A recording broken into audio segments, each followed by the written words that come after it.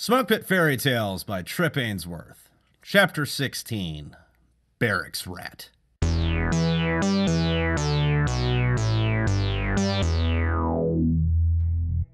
I drove over to Camp Margarita after work on Wednesday. Doc was tinkering with the Mustang's motor from under the jacks. Eclair watched Doc through neon green sunglasses under one of the scraggly trees in the parking lot with a cooler of beer and a lawn chair.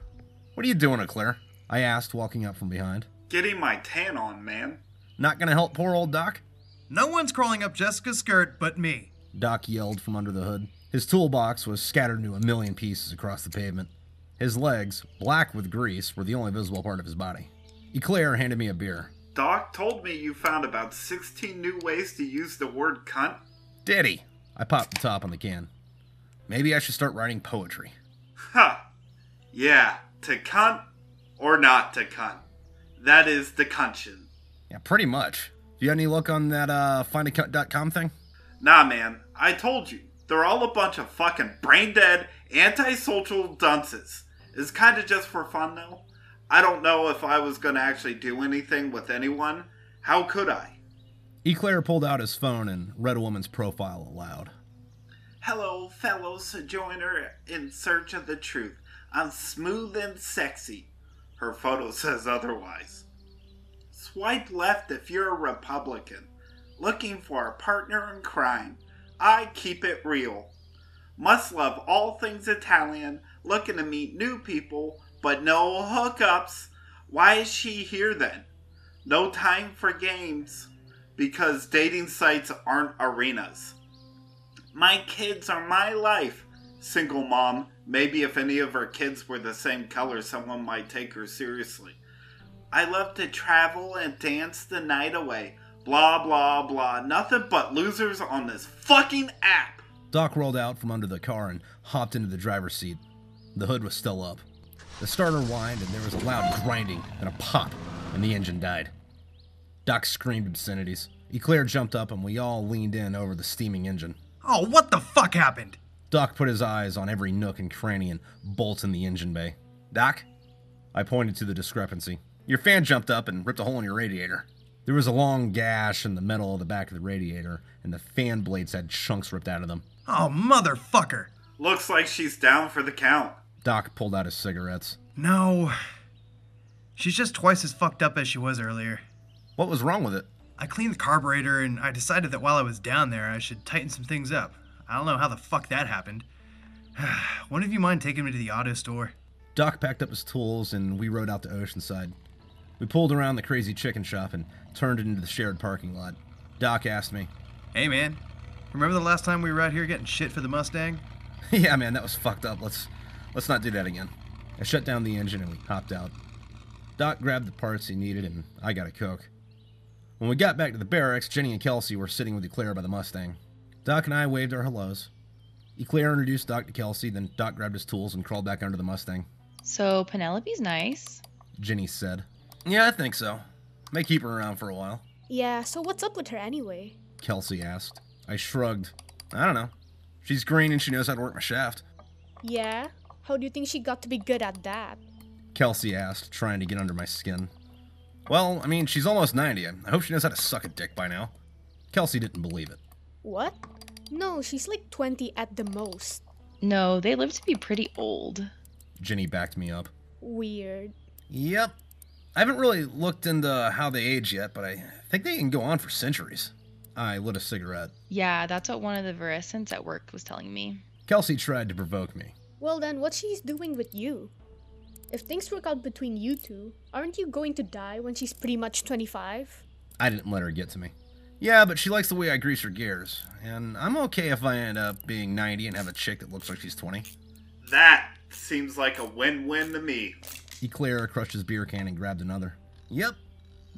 Hey, Kelsey, you fuck any alien guys yet?" That's a little forward. "I just want to know if all the hype the movies used to have about little green men from Mars coming and probing people was accurate." Well, you would know better than I would. You know, the whole alien probing thing, maybe that's just their version of S&M. "Well, this conversation's getting dark. Ginny grabbed Eclair's arm and continued. Can we go talk about something?" "Sure." The couple disappeared into the barracks. Kelsey slid her head back and forth. Bow chicka wow wow. Yeah, that sounds about right. I offered Kelsey a cigarette. She waved no. So what's up with you? Not a whole lot. I didn't have much to do today, so I was hanging out with Ginny. Yeah, it seems like y'all are attached at the hip. We've been friends for a long time. Yeah, that happens. I'm like that with Doc. Doc was still under the car, swearing at parts. I looked at Kelsey's eyes. They were a piercing blue. So, what do you do? I'm still going to school, trying to be a lawyer. Oh, that's the top of the good chain. Huh? Oh, on the list of evil, I said with a smirk. Is that so? Yeah, lawyers the worst. Then it's social workers, Congress, Satan, Al-Qaeda, communists, and then the Nazis. Politicians aren't on there? I said Congress, but, you can't just jumble all politicians together. I mean, Teddy Roosevelt and Joseph Stalin were both politicians. Good point, good point. Kelsey looked around the parking lot. Where can I use the bathroom around here? I pointed to the dumpsters. Ha ha. She sneered. Doc! What's up, man? Came from under the hood. Can this chick use your pisser? Sure, bro. Door's unlocked. I looked back to Kelsey and said, Room 531. Thanks. She waved by and headed in. I sat outside drinking beer and handing Doc tools. Hey, Hank. Doc said and grabbed a wrench. Yeah? You still have fucked up nightmares all the time? No, I specifically get shit-faced every night so I can avoid that. If I get enough booze in me, I don't dream a fucking thing. I just pass the hell out. What about you? Not since I woke up, but that probably has something to do with not taking malaria pills. God, those were bad. It's like, what, regular nightmares aren't fucking good enough for you? I imitated what I thought was a wealthy Englishman. Here, chap, take these hallucinogens. They're great for your liver, too. Yeah, I'm still waiting for the commercials they're gonna have on TV in 20 years saying, "Were you in Iraqistan? Were you exposed to methylquin or doxycycline? If so, call 1-800-FUCK-ME, right? Fuckers." Yeah. Hey, what do you think that hole we were in was, with all the gold in the traps? I don't know, man. I try not to think about that one. It was probably an old temple, or a dungeon, or a fucking gateway to hell. Fuck, for all I know, it was Poseidon's whorehouse. Why Poseidon? Because I don't know who the Greek god of constellations was. Yeah, but we were in Iraq. Okay, then it was a fuck chamber Saddam Hussein built after watching Indiana Jones one too many times. Dude, I miss Saddam Hussein. What? He was a really good bad guy, like a real-life Bond villain. He did write that Quran in his own blood. And that's some dark shit. They should make a movie about that. I mean, think about it. Saddam Hussein writes a book in his own blood, but instead of the Quran, it's like, I spun my fingers trying to think. Whatever the Muslim version of the Satanic Bible would be. And what would he do with that? I don't know, be a bad guy? I pulled out a cigarette and watched the flame from my lighter burn the end of the Lucky in my mouth. He'd start a gang of Persian Gulf pirates. I dig it. Then he'd go around like raping and pillaging, and I mean graphic raping and pillaging scenes with thousands of dollars spent on fake blood and semen. Who's gonna be the good guy in that? I don't know, King Tut? Nobody knows a damn thing about King Tut.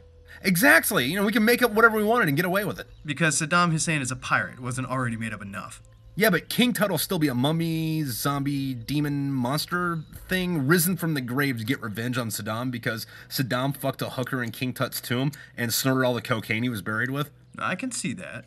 Then we make the hooker Jewish because the Egyptians and the Iraqis both hate the Jews. No.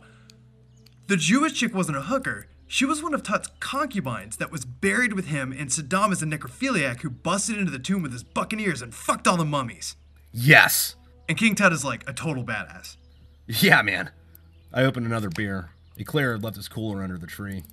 You ever get back a hold of Reagan? Nah, man, I haven't. Have you heard from Kennedy? No, and I felt it best not to try to hunt her down. I feel you, man. Yeah, well, you know what's funny about it all is, I accepted the whole, Kennedy was over, and I went right back to missing the chick before that. Yeah, that's fucked up how that works. But shit, we're starting to get to the point where we're talking about this in years, not weeks or months. Well, I was in a coma for most of that. Yeah. So tell me about Penelope. I think I've only met her like twice. Well, I don't think she owns underwear that aren't lacy and black, and unless she's wearing pants she's always got on thigh highs. Real classy. Her vampire fangs are kind of a letdown. I mean, I think they're hot, but, they don't inject poison or suck blood. I was asking about personality, but I guess that works too. I mean, she's sweet. but she can snap and be a real bitch. Like, she hasn't flipped a switch on me yet, but, you know, she goes off on other people, and I kind of think it's hot. I'm trying to get her into a fist fight just to see how much ass she can kick. She didn't seem like that kind of chick when I met her. Well, I mean, most of the time she acts like a civilized human being, but, you know, I don't know. I mean, she makes me happy. And for some fucking reason, I can't stand that. Like, I'm addicted to chaos, and I'm not happy unless I'm living in squalor. Yeah, that sounds about right. Shut up, Doc. Don't tell me to shut up. Shut up! Doc pulled himself out from under the car and looked at me vexed. Maintaining eye contact, we both lit cigarettes, and after one puff, we both put the burning end of the smokes into our left forearms. We glared each other down with half a smile. Doc didn't flinch. Keanu Reeves is a better actor than Brad Pitt. Brad Pitt would kick his ass in real life, I said with a face of stone. Reeves would fuck Pitt's wife and adopt Brad as a stepkid. Doc's eyes started to twitch. Reeves would take the red pill and wake up as Brad Pitt. Doc pulled the cigarette off his foreskin. Damn it. All right, you win. I slapped Doc on the back and we laughed. You about done with the car? No, but it's getting dark. I'll just walk to work tomorrow. We packed up Doc's stuff and grabbed Eclair's cooler and hauled it to Doc's room. Doc pulled out his key and opened the door, crying. What the fuck? What? I stuck my head into the door. Kelsey and Scott were on Doc's bed, scrambling to cover themselves. Sorry. Kelsey fumbled for her clothes. Doc looked at Scott and raised his hands up to him. The fuck, man? You couldn't take her back to your room? Sorry, Doc.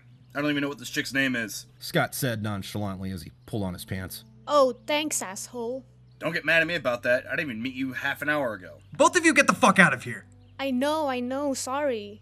Kelsey was still scrambling for her clothes. I taunted her. You know, you got a nice set of tits. You should be a stripper. Fuck off, Hank. Or at least trim that bush. I'm half expecting a platoon of Viet Cong to jump out and ambush us. Kelsey shot me rage as she pulled up her panties. You're taking too long. Doc snatched up both of their clothes and threw them off the balcony. Before either Kelsey or her fling could grab anything with which to cover themselves, Doc and I grabbed both of them and pushed them out of the room, still mostly naked. Kelsey swore at us through the door. I could hear Scott laughing and running off. Kelsey ran after him, yelling, Wait for me! Fucking cum dumpster. Now I have to burn my sheets. Did they, leave a condom anywhere? I hope he was at least wearing one. It's not his fault. He was just trying to get some ass. I'm just glad they weren't doing some German porn shit. Can you imagine what it would be like to clean up? Yeah, that'd be fucked up. I'm gonna use your pisser. I walked into the bathroom and started peeing. I looked into the shower. There was an ass sticking out of the wall. I leaned over to get a better look at it, being careful not to piss on Doc's floor. It was kind of like a sex doll, but it was only the butt cheeks, anus, and vagina. There were toothbrushes and razors stuck in the orifices. Doc! What's up, dude? Need me to hold it for you? Hey, what's this fuck doll ass in here? Oh, it's my toothbrush holder. You couldn't use like a cup or a wire? Sometimes I like to get my knot off when I shave and brush my teeth. And my hands are busy. You're fucked up, you know that? Hey everybody, thank you for listening to Smokepit Fairytales Chapter 16! I would like to thank my voice actors, and that would be Val, Chuck LaVoki, Ash Nichole, Dan Brady, Matt Kupcikevicius. Oh, no, that's it. Okay, cool. I'd also like to thank everybody that's following on Patreon, and everybody who has gotten a war chest. That if you're still here, comment, I'll see you in the bloopers. And here they are. Alright, ciao. Alright, not really sure how to say this, so I'm gonna take a run at it.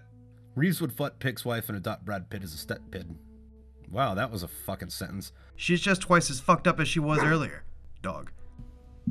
God fucking... Hello, fellows. God damn it. Eclair watched Doc through neon green sunglasses under the Oh, what the fuck?